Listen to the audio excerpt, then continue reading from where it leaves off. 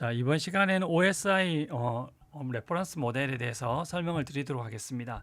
사실 이게 처음에 이걸 접했을 때 대부분 다 이게 포기를 많이 하시게 되거든요. 또 많이 어렵고 그래서 근데 이거를 저희가 다 공부를 하다 보니까 물론 다 알면 너무 좋은데 핵심적인 거 키워드 몇 개만 알면 그 이해를 전체적으로 할 수 있는데 그걸 이해를 못하고 막 암기만 하다 보니까 이게 실제적으로 세팅할 때나 컨피그레이션 할 때나 트러블 슈팅 할 때 다 잘 못하게 되시더라고요. 그래서 꼭 중요한 기본 개념 위주만 좀 해야 되고 또 어떤 부분 암기를 기억을 해야 될 게 있거든요. 네, 그거는 좀 기억해 주시면 좋을 것 같아요.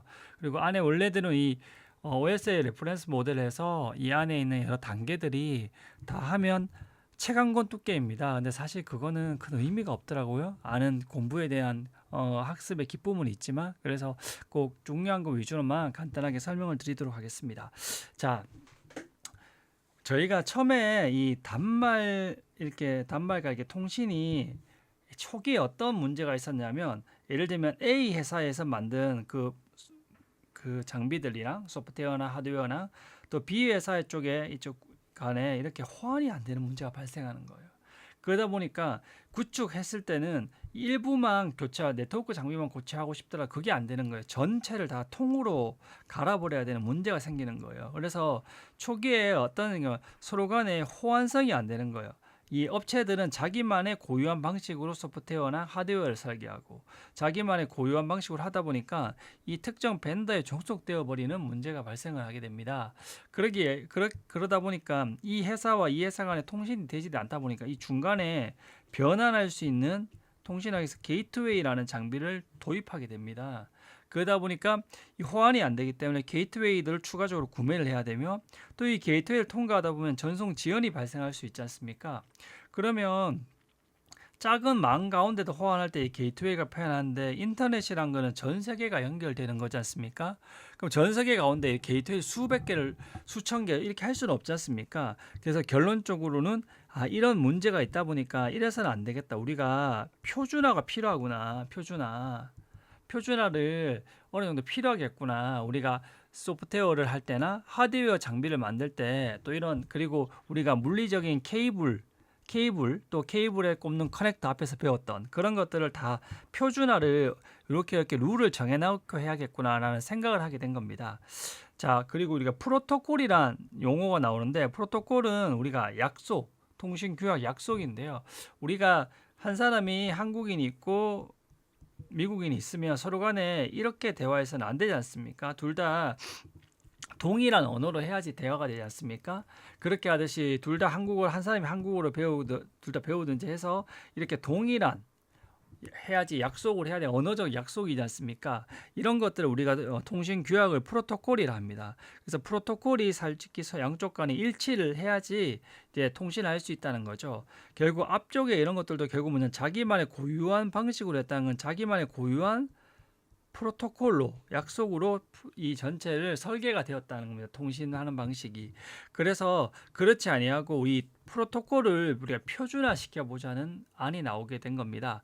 그러면 이 프로토콜이 실제 이렇게 우리가 통신을 할 때 보면 하드웨어 쪽에 이렇게 그 케이블에 대한 표준 그리고 케이블 앞에 이게 커넥터가 있지 않습니까? 광 케이블 아까 LC, SC 커넥터, 그다음에 UTP나 RJ45 커넥터 그렇게 있고 우리가 인터넷 할 때 보면 HTTP 이렇게 해서 땡땡땡 네이버닷컴 이렇게 뜨지 않습니까? 이런 식의 이게 다 프로토콜이거든요. 이런 식의 프로토콜들이 너무 많은 거예요. 케이블에 대한 거, 포트 이런 것들 다양하게 있는 겁니다. 그리고 에러가 났을 때는 어떻게 처리하지? 그에 대한 약속, 에러에 대한 처리 약속, 그리고 예를 들면 패킷을 어떻게 쪼갤 때 쪼개는 약속 이런 약속들이 너무 많은 겁니다. 이런 프로토콜들마다 고유한 기능을 다 이런 식으로 그런 그마다 이렇게 기능을 부여를 하는 거죠. 그런데 하나가 프로토콜이 이 모든 기능을 가지면 너무 이게 설계가 모듈러적으로 구분이 되지 않다 보니까 복잡하지 않습니까? 그래서 프로토콜별로 이렇게 기능을 분리합니다. 프로토콜별로 이 기능을 그 프로토콜 A, 프로토콜 B, C 그리고 이 전체가 대신 관계를 서로 간의 유기적인 관계를 이루게 됩니다. 그래서 이런 것들을 프로토콜을 이렇게 이 전체 모음을 뭐냐면 프로토콜 수시라고 합니다. 그래서 실제적으로는 우리가 프로토콜들의 모임들인 프로토콜 수트 형태로 이 프로토콜 이 설계를 해서 이 호환성을 문제하게 됩니다. 그럼 어떻게 설계를 해야 되냐? 이 프로토콜 수트를 그것은 실제는 두 가지 방식이 있습니다. 첫 번째가 바로 우리가 OSI 모델이라고 ISO라는 국제 스탠다드 오거나이제이션이라 해서 국제 표준화 단체에서 만들게 있고, 두 번째는 DoD 모델에서 이걸 다른 말 TCP/IP 모델이라고 하는데 미 국방청에서 만드는 그 기능이 있습니다. 이것들은 어떻게 하냐, 프로토콜 아까 그 덩어리를 어떻게 구분해 놨냐면 이 구현하기 위해서 이렇게 여러 가지 계층을 두게 되어 있습니다. 그래서 OSI 7은 7계층을 사용하고 TCP/IP는 4계층을 사용합니다. 근데 실제 우리가 사용하는 인터넷은 이 TCP/IP DoD 모델을 사용하게 됩니다.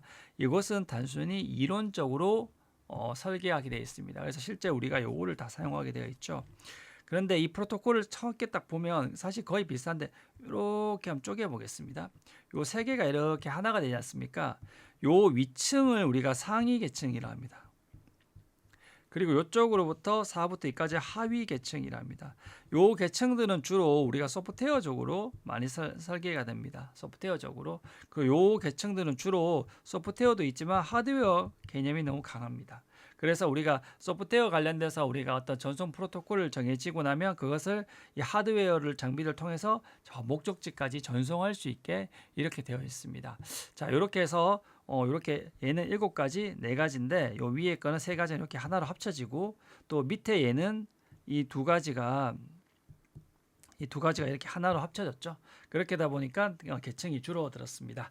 자, 그러면 이 네트워크 이 레퍼런스 모델 이것들은 어떻게 돼 있냐면 네트워크를 통해서 이 정보를 어떻게 전달할지에 대해서 정해져 있는, 정보를 전달할 때 A에서 B로 우리가 웹을 통해서 뭐 네이버를 이렇게 접근할 때 그냥 접근할 수 있는 게 아니라 이 사이에 많은 룰이 있다는 거죠. 왜냐하면 A하고 B가 있으면 우리가 만약에 미국에 우리가 여기 구글에 접속한다 하면 구글에 웹서버가 있고 저희가 서울에 있으면 우리가 이 사이에 소프트웨어적으로 약속이 있어야 되고, 그리고 또 뭡니까? 서울에서 구글까지 가기에는 엄청나게 많은 네트워크 장비들이 경유될 거지 않습니까? 그러면 여기까지 도착할 수 있게 뭔가 약속이 있어야겠죠. 그 약속을 이제 저희가 정해놓는 겁니다. 레퍼런스 모델에서. 그래서 이 네트워크를 통해서 정보를 어떻게 전달해야 될지 이렇게 해놓는 겁니다. 이렇게 하면 무슨 장점이 있냐면, 자, 네트워크 레퍼런스 모델은 이런 식으로 각각의 기능을 이런 식으로 쪼개놨습니다. 단계별로. 쪼개 놓다 보니까 단계별로 기능을 다르게 한 겁니다. 상위 단계들은 아까 말한 소프트웨어 업체들이 주로 하게 돼 있고, 밑에는 하드웨어 업체들, 뭐 위 상위 단계는 소프트웨어 업체나 OS 업체들, 마이크로소프트나 이런데, 밑에 하위 단계들은 뭐 네트워크 업체들은 시스코, 주니퍼, 아리스타 이런 식으로 벤더들이 자기들이 나눠서, 그리고 제일 밑에 또 케이블은 케이블 업체들 있지 않습니까? 커넥터는 커넥터 업체들, 이런 식으로 다 쪼개서 모듈러 형태로 되어 있습니다. 이렇게 해서 되어 있고, 그리고 가장 중요한 거는 이렇게 다 쪼개서 서로 간에 호환이 되게 해놨던 거죠. 이게 가장 중요한 겁니다. 그렇게 해서 표준화를 통해서 호환을 해서 복잡도를 감소시키게 됐습니다.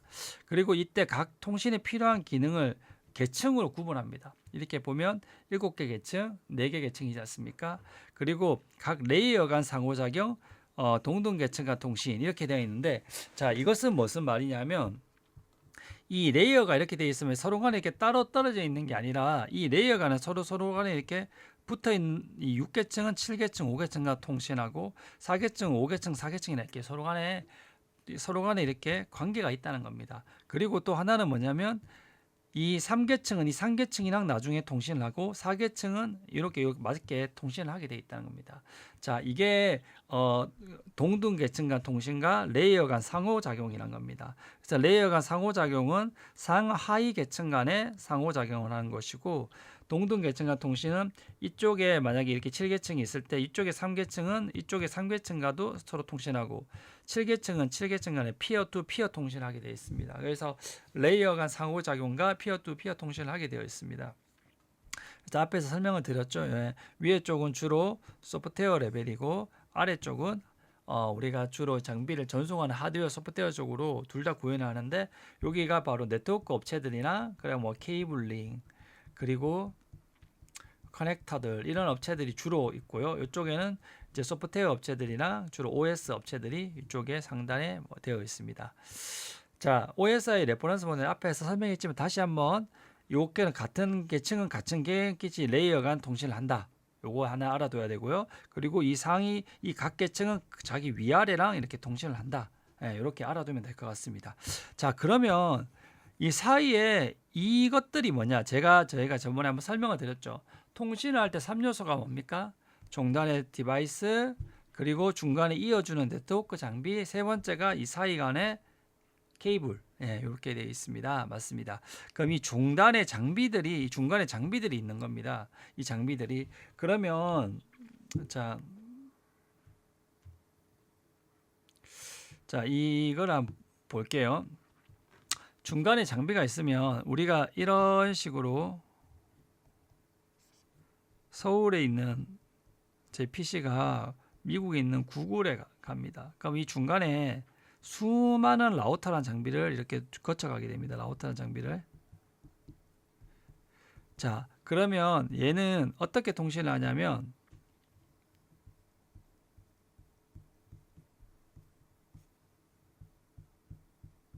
자, 이렇게 7계층으로 했을 때 자, 사용자가 이렇게 보낸 데이터를 하면 이 데이터가 어떻게 가냐면 이런 식으로 7계층에서 6계층, 5계층, 4계층 이렇게 내려갑니다. 그리고 나서 요것들이 이렇게 비트를 01, 01 이런 식으로 10, 10 이런 식으로 해서 뭐 비트 형태로 해서 이렇게 전송이 되게 됩니다. 쭉 가서 그리고 나서 이게 이렇게 다시 올라갑니다. 자, 이렇게 올라가면 이 사용자가 한테 이렇게 정보가 가게 됩니다.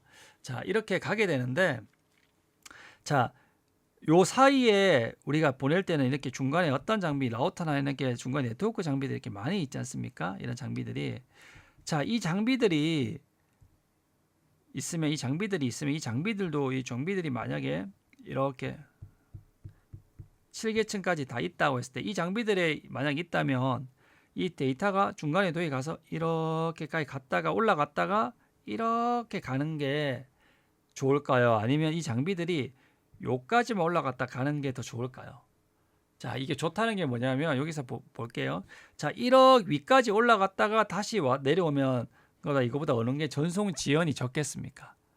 당연히 요까지 왔다 갔다 적겠죠. 그렇게다 보니까 이 네트워크 장비들은 이런 식으로 7계층 중에 다 필요 없이 특정 일부 기능만 구현하면 됩니다. 그래서 아까 제가 앞에서 말씀드렸듯이 이 상위 계층들은 주로 소프트웨어 밑에 계층들은 네트워크 장비가 있지 않습니까? 이 장비들은 이 하위 계층만 구현을 하면 돼요. 주로 구현을 하게 됩니다. 그래서 어떻게 하냐면 이 라우터 같은 장비는 이 3계층까지만 보면 이것을 어디로 전송할지 알게 되는 겁니다. 결국 이렇게 라우터가 이렇게 많이 있으면 이가 구글이라면 얘가 들어왔을 때 1억에 전달하고 얘가 경로를 선택해야 되지 않습니까? 어디로 갈지. 이때 얘는 이 7단계까지 보는 게 아니라 이 3단계까지만 보고 보낸다는 겁니다. 그럼 얘도 이 사이에서 3단계까지만 보고 3단계 그리고 얘는 최종적으로 7단계까지 보게 된다는 겁니다. 그래서 이 라우터는 어디까지 보면 라우터는 이 3계층까지만 본다. 요거 하나는 꼭 기억해 주시면 좋겠습니다. 그래서 여기서 보시면 우리가 중간에 이게 라우터란 표시거든요. 라우터는 이렇게 3계층이 네트워크 계층이거든요. 이 계층까지만 보게 되는 거죠. 이게 7계층까지 다 봐도 보게 처음에 설계하려면 전송 지연이 너무 크다는 겁니다. 그래서 3계층까지만 라우터는 이렇게 보게 설계를 하게 되어 있습니다. 이렇게 해서 이 보낸 데이터가 이런 식으로 해서 이렇게 해서 사용자한테 가게 된다는 겁니다. 자, 여기까지 이해되셨나요? 네. 그러면 이제 OSI 그러면 아까 제가 말씀드렸듯이 앞에서 이렇게 내려올 때 그럼 어떤 기능이 발생하냐? 자, 이 사람들마다 자기만의 포장 뭔가 이렇게 흔적을 남깁니다. 그래서 처음에 얘가 사용자가 이렇게 보내고 싶은 메시지가 있습니다. 헬로우라는 메시지가 있습니다. 그러면 이 헬로우 메시지가 이 사용자의 헬로우를 보내면 이 76543이 계층이 있지 않습니까? 7계층은 자기만의 약속을 여기 표시를 합니다. 그걸 헤더에 이 데이터가 있으면 데이터 헤더 머리 앞쪽에 있는 걸 헤더라고 하거든요. 이 데이터 앞쪽에 헤더를 붙여서 전송합니다. 그래서 여기서는 자기만의 헬로우라는 메시지를 보내두면 이 D7이 헬로우죠. 처음에 만든 여기다가 자기만의 H6을 헤더를 붙입니다. 그러면 이게 이렇게 내려갑니다. 그럼 이 전체가 뭐가 되면 D6이 됩니다. 그럼 얘도 자기 나름대로 헤더를 붙이고 헤더 붙이고 헤더 붙이고 헤더 붙이고 헤더 붙입니다. 그럼 제일 밑에는 뭐냐면 빗 01, 01, 01 이렇게 해서 신호를 해서 이렇게 전달되면 얘는 어떻게 하냐면 여기 왔으면 여기는 헤더를 붙였지 않습니까? 여기는 이제는 헤더를 이제 떼갑니다. 이렇게 돼 있으면 이렇게 해서 헤더를 이렇게 올라가면서 이렇게 해서 줄지 않습니까? 앞에 헤더를 결국 이렇게 떼가는 과정을 가지게 됩니다. 그래서 송신 측은 헤더를 추가하고 수신 측은 헤더를 제거한다. 이게 붙이는 걸 인캡, 떼는 걸 디캡이라 디캡슐레이션이라고 합니다. 자, 우리가 여기서는 주소 체계가 필요한데요. 자, 주소란 건 왜 필요하냐면 이런 식으로 포인트 투 포인트 1대1 통신할 때는 필요가 없습니다. 왜냐하면 얘는 예배께 통신할 수가 없으니까요. 하지만 이 친구가 여러 명이 이렇게 모여 있다 보면 이것을 연결되어 있다. 스위치에 연결되어 있으면 이렇게 되어 있으면 A는 B하고도 통신할 수도 있고 C하고 통신할 수 있다 보니까 데이터를 보낼 때 앞쪽에다가 이렇게 주소를 넣게 보냅니다. 이거는 A에서 B로 가는 거야. 이건 C로 가는 거야. 이렇게 표시를 하게 되어 있습니다. 그렇게 해서 요 헤더 부분에 이렇게 주소를 넣게 되어 있습니다. 그래서 우리 이게 TCP/IP나 이럴 때 쓰는 항상 주소란 게 정말 중요합니다. 주소는 결국 1대1 통신이 아니라 여러 명이 이렇게 공유하는 이렇게 교환 장치를 통해서 할 때는 주소 체계가 반드시 필요하게 됩니다. 근데 이 주소란 게 크게 세 가지 주소가 있습니다. 주소는 뭐냐면 이 물리 주소가 있고요. 그리고 논리 주소가 있고 그리고 물리 주소 피지컬 그다음에 로지컬 주소가 있고요. 포트 주소가 있습니다. 네. 자, 그럼 이 물리 주소란 건 뭐냐면 처음에 우리가 장비에 보면 이 자체 랜카드에 보면 그 장비에 나올 때 이렇게 고유하게 제조사에서 찍는 번호가 있거든요. 예를 들면 뭐 HP에서 받았다 HP 1번, 뭐 HP 2번 이렇게 고유하게 붙입니다. 그럼 델이면 델의 번호에다가 1번, 델 2번 이렇게 되어 있고요. 자, 그리고 포트 주소란 건 뭐냐면 우리가 이 하나에서 우리가 카카오톡도 하고 그리고 웹도 하지 않습니까? 그러면 이쪽에 데이터가 도달했을 때 이걸 카카오톡한테 보내줘야 되나? 웹한테 보내줘야 되나? 이렇게 구분하는 주소가 바로 이 포트 주소입니다. 포트 주소. 그래서 물리는 뭐냐면 물리적인 거. 우리가 태어날 때 마치 우리의 그런 주민등록번호처럼 고유하게 찍히듯이 그런 물리적인 주소가 이렇게 있고요. 포트 주소가 있고 그리고 논리적 주소가 우리가 IP 주소입니다. 이 IP 주소는 우리가 관리자가 마음대로 원하는 대로 우리가 정할 수 있는 주소입니다. 이 세 가지 주소. 근데 이 세 가지 주소가 뭐냐면 물리 주소가 우리가 2계층에서 사용하고요. 이 논리 주소가 3계층에서 사용하고 이걸 4계층에서 사용합니다. 그래서 물리 주소를 2계층 논리 주소를 3계층, 포트 주소를 4계층을 합니다. 그래서 포트 주소란 것은 이런 식으로 뭐냐면 앱을 식별하는 주소입니다.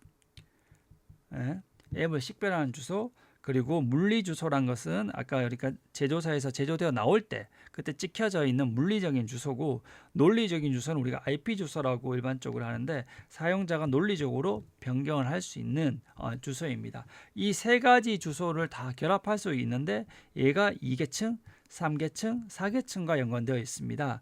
그래서 이것에 대해서 이 주소가 보면 여기 보시면 물리 주소는 2계층 관련되어 있고요. 로지컬 주소, IP 주소는 3계층, 포트 주소는 4계층이랑 관련이 되어 있습니다. 그래서 요것에 대해서 꼭 알아주셨으면 좋겠습니다. 자, 그리고 PDU에 대해서 설명을 드리겠습니다. PDU라는 것은 계층별 데이터 전송의 기본 단위입니다. 기본 단위.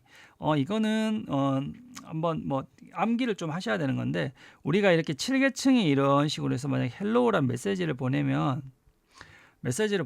그래서 7 65 있으면 765 계층은 소프트웨어적인 계층이라서 특별히 앞쪽에 헤더를 일반적으로 붙이지는 않습니다. 그래서 이 상위 계층에서는 이런 식으로 내려왔다가 이 4계층이 되면 일반적으로 이 앞쪽에 헤더를 이렇게 붙입니다. 헬로우라는 메시지에다가. 그리고 3계층에서는 이 전체가 그대로 내려와서 이 입장에서는 이 메시지 전체가 데이터로 보입니다.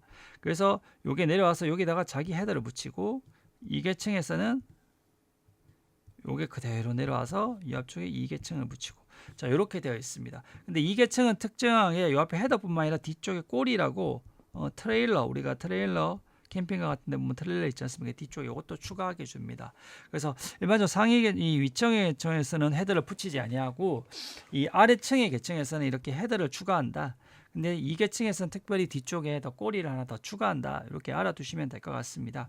그러면 이렇게 되는데 요때 이 4계층의 요것을 우리가 뭐냐면 요거를 우리가 세그먼트라고 한다. 그리고 이 3계층의 이거를 우리가 요거를 이 전체를 우리가 뭐냐면 우리가 요것을 우리가 패킷이라고 한다. 그리고 2계층은 프레임이라고 한다 해서 요거는 다 좀 외워 주셔야 될 것 같습니다. 이런 식의 프레임이 되는 겁니다. 근데 여기서 이제 조금 차이점은 뭐냐면 우리가 세그먼트는 4계층하고 관련된 건데 요 실제로 엄밀하게 따지면 요 헤더를 뺀 요 부분까지만 우리가 안에 실제 데이터까지만 우리가 세그먼트라고 4계층에서 표현하기도 합니다.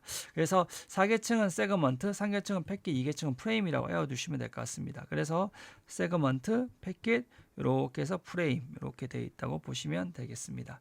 그래서 요 단위들은 외워주시면 될 것 같고 1계층은 사실 그냥 이렇게 0101 비트로 가니까 그냥 비트로 이렇게 알아두시면 될 것 같습니다. 그래서 상위 계층은 데이터가 그냥 내려왔을 때 헤더가 이렇게 붙고 계속 붙는다. 인캡슐레이션이 발생을 한다.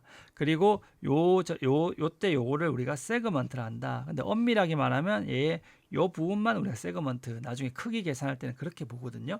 그렇게 하시고 패킷 같은 경우는 이 뒤에 이 전체를 패킷 프레임은 이 전체 특이하게 뒤쪽에도 붙는다. 이렇게 알아두시면 될 것 같습니다. 그러면 이번에는 이제 각 계층에 대해서 조금만 간단히 설명을 드려보겠습니다. 우리가 인터넷 같은 거 하다 보면 이렇게 해서 네이버 서버에 이렇게 접속하지 않습니까? 그럼 이때 우리가 크롬에다가 보시면 이렇게 http 뭐 네이버.com 이렇게 돼 있을 겁니다. 요게 뭐냐면 프로토콜 HTTP란 프로토콜인데요. 우리가 여기서 크롬 브라우저에서 이쪽에 네이버의 웹서버가 있으면 이 서버에다가 어떻게 하냐면 HTTP라는 걸 통해서 저 네이버 페이지 보고 싶어 요청을 보냅니다. 그럼 이렇게 응답이 오게 되어 있습니다. 그럼 보여줄게 이렇게 해서 그렇게 해서 이 소프트웨어 이렇게 각각마다 프로토콜이 있습니다. 그래서 우리가 크롬 같은 걸 통해서는 HTTP 통해서 웹을 보게 되고 파일을 보낼 때는 FTP라는 클라이언트 프로그램을 설치해서 그 FTP라는 프로토콜을 사용하게 되고 메일을 보낼 때는 우리가 아웃룩 같은 거를 프로그램을 설치하면 거기서 팝, SMTP 이런 메일을 통해서 보내게 됩니다.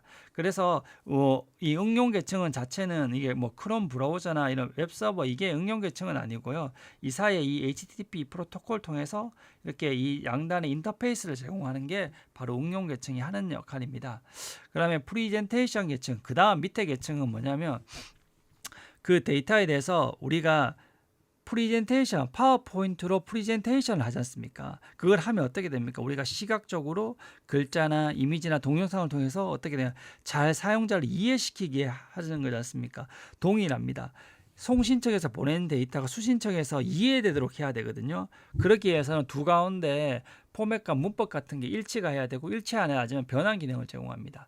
그래서 얘들은 데이터를 텍스트 데이터나 이렇게 ASCII 코드, 이미지는 그 GIF나 JPG 파일, 오디오는 미디 MP3 이런 식으로 각각을 데이터를 맞게 변환을 하게 됩니다. 그리고 필요하다면 그 데이터를 작게 표현하기 위해서 압축을 하고 그리고 또 그 보안적으로 암호화시켜서 또 안 보이게 표현하는 게 됩니다. 그렇게 해서 요 계층에서는 크게 표현하는 게 포맷과 압축과 표현, 암호화 이렇게 결국 다 표현이랑 관계되는 거죠. 그래서 송신단에서 보낸 데이터가 수신단 앱에서 이해되도록 하게 되어 있습니다. 그리고 세션 계층은 뭐냐면 두 개 단말 간의 통신이 이루어질 때 시작부터 끝간의 그 과정을 세션이라고 하는데요. 이 세션을 생성하게 유지 종료하게 되어 있습니다. 근데 여기서 두 가지 기능은 동기화 기능과 전송 방식을 어떻게 결정할지 되어 있는데요. 이 양단 간의 데이터를 송신 측과 수신 측이 데이터를 주고받을 때 일정 주기마다 동기화를 시킵니다. 싱크 포인트를 이런 식으로. 그러다가 데이터를 가다가 탁 깨어지면 이 점까지는 동기화가 완료됐으니까 이 점부터 다시 보내게 됩니다. 그래서 데이터에 대한 중간 점검 및 복구를 위한 동기점을 제공하게 되어 있습니다. 그렇게 되어 있고요. 그리고 전송 방식을 결정하게 되어 있습니다. 그래서 우리가 말하는 심플렉스라는 것은 단순히 이렇게 한 방향으로밖에 못 보냅니다. 이 친구는 이쪽으로 보낼 수가 없습니다. 그리고 풀 듀플렉스라는 건 뭐냐면 하프 듀플렉스부터 하겠습니다. 얘가 이쪽으로 보내는 동안 얘는 이쪽으로 못 보냅니다. 근데 반면 또 얘가 이쪽으로 보내는 동안 얘가 이쪽으로 못 보냅니다. 그러니까 뭐냐면 양쪽으로 주고받을 수는 있는데 동시에는 안 된다. 근데 얘는 동시에 양쪽으로 주고받을 수 있는 게 바로 풀 듀플렉스다. 이렇게 알아두시면 되겠습니다. 이렇게 해서 전송 방식과 동기화에 대해서 관리를 하게 되어 있습니다.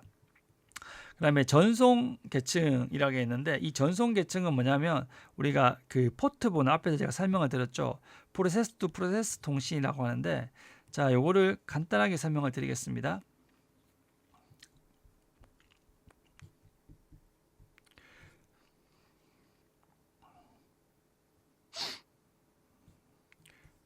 자, 이렇게 해서 네트워크를 통해서 도착을 했습니다. 그러면 도착했을 때 이 계층은 어떤 역할을 하냐면 카카오톡 웹이 있으면 여기에서 카카오톡 웹이 이쪽에 카톡 웹이 있을 거지 않습니까?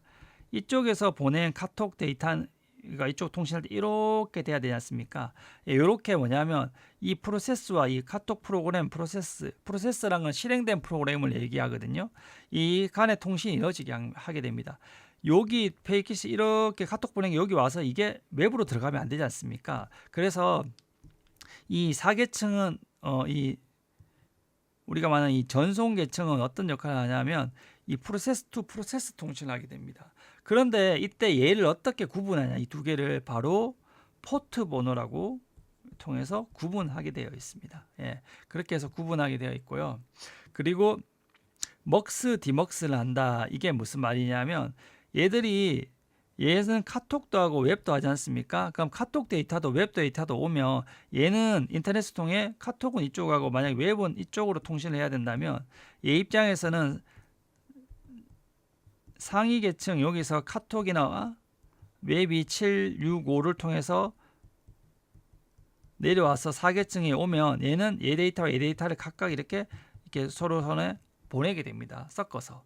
이걸 섞어서 보내는 걸 먹스라 합니다. 그러고 나서 또 얘 입장에서는 그렇게 되게 돼 있고 또 얘는 만약에 카톡이나 웹 통신을 다 하고 있으면 카톡 데이터도 들어오고 웹 데이터 들어올 거지 않습니까? 이때 이걸 분리하는 것이 바로 디먹스입니다. 그래서 얘는 사실 요 두 가지가 거의 같이 이루어진다고 보면 되고요. 그리고 한 가지 더가 이 컨트롤 메커니즘이라는 게 있습니다. 이것은 연결 지향 쪽에서만 발생을 하는 건데요. 크게 기능이 에러 제어, 흐름 제어, 플로우 컨트롤, 그럼 혼잡 제어라는 기능이 있습니다. 이것을 설명을 한번 드려보겠습니다. 자, 이것을 설명하기 전에 먼저 이거를 요 안에 이 전송 계층은 두 가지 프로토콜이 있거든요. TCP와 UDP가 있습니다. 이거는 사실 이거 하나만 해도 시간이 많이 가지만 핵심적인 것만 말씀을 드리겠습니다.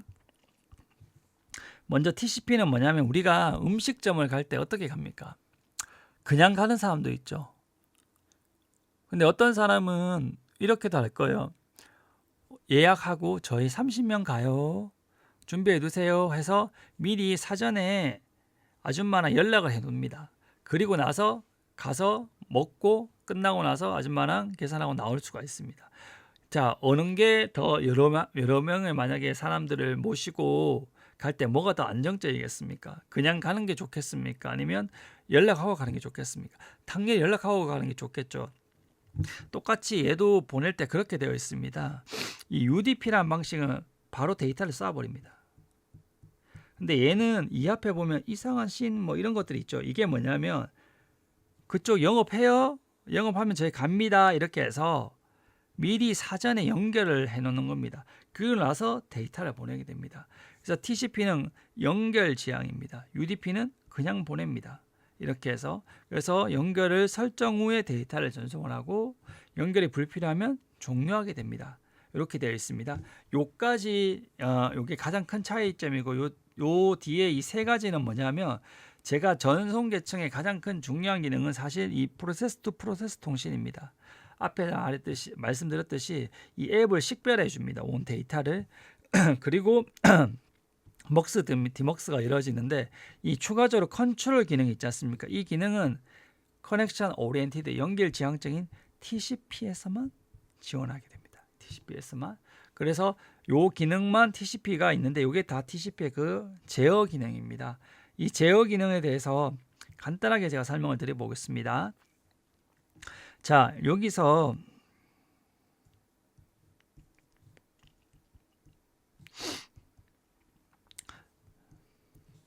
A가 B에게 데이터를 보낸다고 한번 해볼게요. 보낼 때 얘는 TCP는 어떻게 하냐면 데이터를 이렇게 바이트 단위로 쪼갭니다. 이걸 아까 쪼갰을 때 우리가 요 쪼개는 하나하나를 우리가 세그먼트라고 합니다. 세그먼트. 이 세그먼트 아까 PDU 할 때 나왔죠. 세그먼트 이렇게 세그먼트가 세그먼트 1, 2, 3, 4 이렇게 세그먼트 나누게 됩니다. 자, 이렇게 나누면 뭐가 좋냐면 중간에 데이터가 손실이 발생하더라도 그것만 재전송하면 되지 않습니까? 이 세그먼트들한테 일종의 번호를 만약에 저희가 이렇게 1, 2, 3, 4를 하게 됩니다. 그리고 나서 얘가 이렇게 해서 데이터를 보내면 만약에 세그먼트 1번을 이렇게 보냈다고 생각해 볼게요. 세그먼트 1번을. 그럼 얘가 어떻게 되냐면 받고 나서 잘 받았어요 해서 에크라고 합니다. 인지 액날리지먼트. 그렇게 되면 어떻게 됩니까? 얘가 이게 딱 얘가 이렇게 해놓고 얘가 1번을 보내고 나면 얘 버퍼에 저장해 둡니다. 버퍼에 1번을 저장해 둡니다. 그래서 이걸 저장해 놨다가 에크를 받으면 얘가 잘 받았네 하면서 버퍼에서 얘를 삭제합니다. 잘 받았으니까. 그런데 일정 시간 동안 이 에크가 안 오면 어떻게 되냐면 이 버퍼에 보낸 데이터를 보내고 버퍼에 저장해 놓는데 버리지 않고 버퍼에 저장해 두는 이유가 일정 시간 내에 오지 않으면 이 버퍼에 있는 데이터를 다시 전송합니다. 재전송합니다. 이렇게 해서 에러를 제어하게 되어 있습니다. 에러를 제어하게 되어 있는 것이 이런 TCP에서 가지고 있는 기능이고요. 그리고 나서 또 다른 좀 뭐냐면 우리가 학교에서 선생님이 이렇게 학생한테 계속 공부를 가르쳐요. 그러면 얘가 뭐가 필요합니까? 이해 시간이 필요하지 않습니까? 근데 이해를 안 하고 계속 하면 어떻게 됩니까? 결국 얘가 그냥 그만할래요. 나가 떨어져 버리죠. 동일합니다. 이 통신에 있어서도 얘는 버퍼가 이렇게 데이터가 오면 이렇게 버퍼에 계속 쌓아갑니다. 이렇게 타타타타타. 그리고 이 앱으로 계층을 넘깁니다.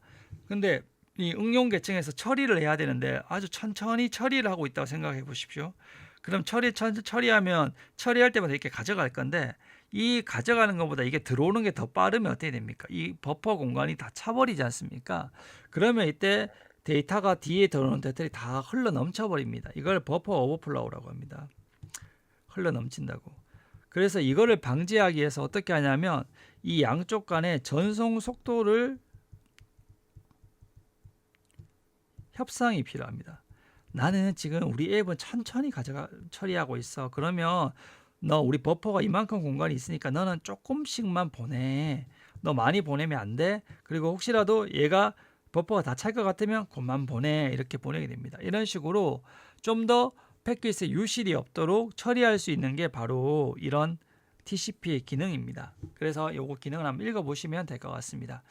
자, 그리고 이 네트워크 레이어는 뭐냐면 논리적 주소와 라우팅이란 걸 합니다. 요게들이 제일 중요한데요. 이게 뭐냐면 우리가 라우터라는 장비가 있습니다. 이렇게 라우터.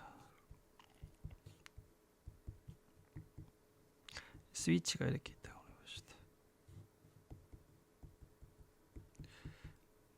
동그라미 라우터, 작은 건 네모는 스위치입니다.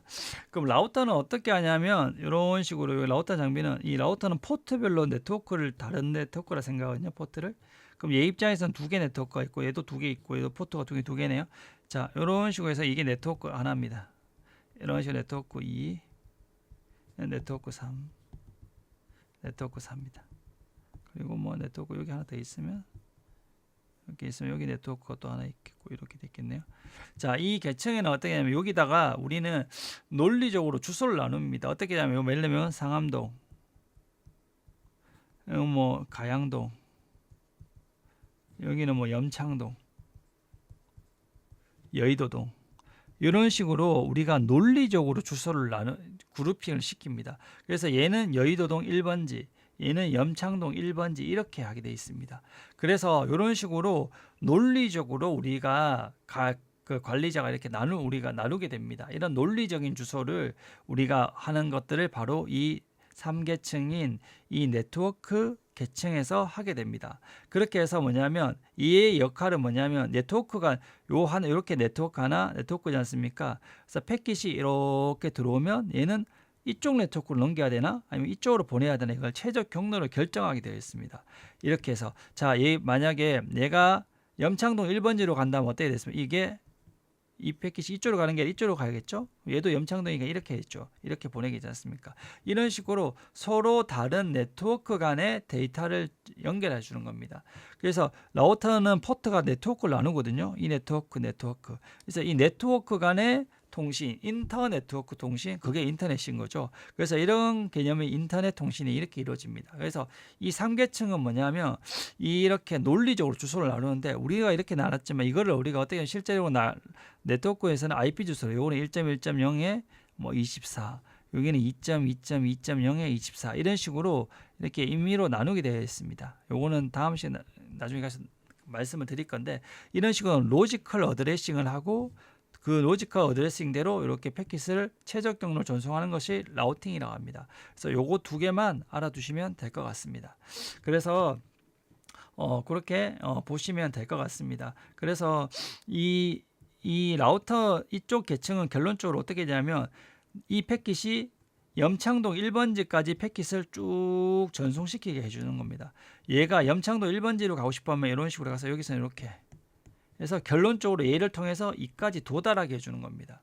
그래서 이 3계층의 역할은 뭐냐면 여기서 이까지 도달할 수 있게 해주는 그것들을 해주는 역할이 바로 이 3계층이다. 그래서 여기서 여기까지 얘가 이렇게 통신하면 이까지 통신할 수 있게 해주거나 또 아니면 얘가 이렇게까지 목적지까지 도착하게 해준다는 겁니다. 여기까지 이해하시면 될 것 같습니다. 그러면 데이터 링크 계층은 뭐냐? 데이터 링크 계층은 좀 다릅니다. 자, 라우터는 좀 거대한 3계층은 거대한 개념입니다. 이렇게 이 안에 이 동간에 했다면 이 동 안에서 통신은 어떻게 이루어질 거냐 합니다. 이 안에서는 통신이 라우터가 있으면 이 라우터도 있겠지만 이 라우터 안에 스위치가 있고 뭐 이렇게 해서 PC가 이렇게 많이 연결되어 있으면 이 동 안에 통신이 이루어져야 될 거지 않습니까? 이 동 안에서 얘가 얘한테 통신하고 싶을 수도 있고 얘가 이렇게 통신하고 있지 않습니까? 이 한 개의 네트워크 내에서 목적지를 찾을 수 있게 해주는 게 바로 이 데이터 링크 계층입니다. 이 데이터 링크 계층. 그래서 실제적으로는 이게 잘 보시면 이 한 개 네트워크 내에서 찾는다는 거거든요. 이게 처음에 제가 제일 어려웠던 개념입니다. 자, 라우터가 이렇게 있으면 스위치가 있고 단말이 이렇게 있으면 아까 말씀드렸지 이렇게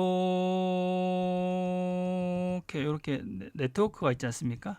이렇게 크게 네트워크가 있고 자 이렇게 해서 여기서 이까지 가게 하는 것들이 최종적 목적지까지 가는 게 왜냐하면 앞에서 배웠던 3계층입니다. 하지만 요때 요 안에서 여기서부터 이 라우터까지 찾아갈 수 있게 해주는 것은 2계층의 역할입니다. 이렇게 2계층. 그래서 2계층은 뭐냐면 요 한 개 네트워크 내부에서 그때 왜냐하면 얘가 얘한테 가려면 얘는 라우터한테 보내야 되고 라우터는 얘한테 보내야 되고 라우터는 얘한테 보내야 되고 이 라우터는 여기 보내야 되지 않습니까? 그러니까 라우터가 계속 이렇게 보내줘야 되지 않습니까? 근데 요거를 크게 봤을 때는 이 네트워크 간의 절체지만 이 작은 애 여기서부터 여기까지 최적 경로를 찾아줘야 됩니다. 그래서 요것들을 이 계층은 노드 투 노드 전송이라 해서 한 개 네트워크 안에서 그 자기의 목적지를 찾아주는 역할을 하게 됩니다. 그래서 여기서는 이때 찾을 때 바로 물리적인 어드레스를 사용하게 됩니다. 그리고 마지막에 이 물리 계층에서는 말씀드렸듯이 이렇게 비트를 통해서 하고 이 상태에서는 우리가 앞에서 배웠던 매체, 커넥터, 뭐 토폴로지 뭐 이런 것들을 정의하게 되어 있습니다. 그래서 이렇게 되어 있으며 또 TCP/IP 모델은 이제 앞에서 한번 설명했지만 결론적으로 이렇게 7계층이 아니라 4계층으로 이렇게 돼 있고 상위 계층을 이렇게 통합을 했고 하위 2계층을 이렇게 통합을 했다. 이렇게 알아두시면 되고 이때 이 3계층을 우리가 인터넷으로 네트워크 계층이라기도 하고 인터넷 계층이라고 하기도 합니다. 그래서 요약은 앞에 있는 기능을 보시면 될 건데 결론적으로 우리가 7계층은 우리가 응용 프로그램을 전달하기 위한 프로토콜들이 있고 얘는 우리가 포매팅을 했지 않습니까?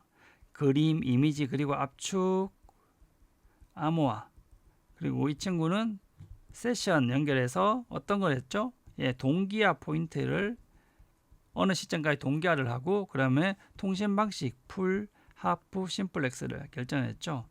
그리고 이 4계층은 뭘 했냐면 4계층은 우리가 주소를 생각해 보면 됩니다. 여기서 이렇게까지 갔을 때 이 라우터가 있고 이 스위치가 있다고 했을 때 이렇게 네트워크가 나눠지고 여기서 이 끝까지 네트워크 간에 연결을 해주는 게 뭐다? 여기서 여기서 이까지 갈 때는 여기서 요까지 갈 수 있게 해주는 게 2계층입니다. 여기서 요까지 갈 수 있게 하는 게 2계층, 여기서 요까지 갈 수 있게 하는 2계층입니다. 하지만 이 상태에서 여기서 이렇게 네트워크를 넘겨주는 거를 3계층 해줍니다. 이렇게 3계층들이.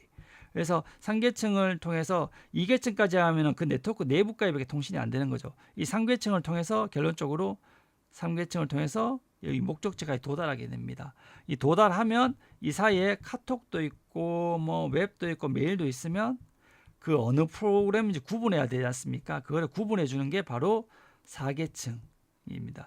그래서 이 4계층은 프로세스 아까 구분해 준다고 말씀드렸고 이 3계층은 어떻게 목적지까지 도착하게 해주죠. 네, 목적지까지 도착하게 해주고 이 2계층은 이런 식으로 홉바이 홉 딜리버리란 게 이런 식으로 자기 네트워크 내부에서 이렇게 통신할 수 있게 해주는 거 그렇게 되어 있습니다. 그 1계층은 바로 비트 단위로 전송을 하게 되어 있습니다.